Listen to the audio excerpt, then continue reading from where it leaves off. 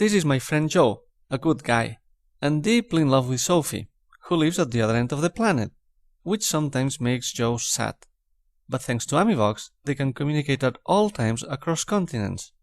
Joe has an Android mobile phone, and he downloaded the Amivox application from the Android market. When the sun rises, Joe starts thinking about Sophie. He speaks a good morning voice message to his phone and sends it to Sophie as a shout. A few seconds later, she receives a micro call which includes Joe's voice message, and this costs Joe just a handful of cents. Then, Joe drives to work, and sometimes it can take a long time. It is then that he calls Sophie via Amivox, and it costs him the same as a local call, despite of the fact that she lives in a country very, very far away.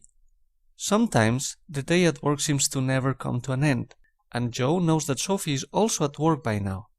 So Joe records a voice message on his mobile phone, takes a picture and sends it to her as an email.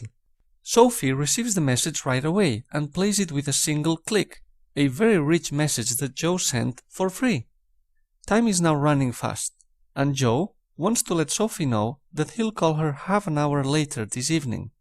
So he speaks a voice message and sends it to her as an SMS, which she hears from her mobile phone with a single click. Joe is now playing tennis with his friend Pete, and he shares it with all of his friends by taking a picture, recording a voice message and posting the entry to Facebook, a very rich message that Joe sends for free and which all of his friends can view in Facebook.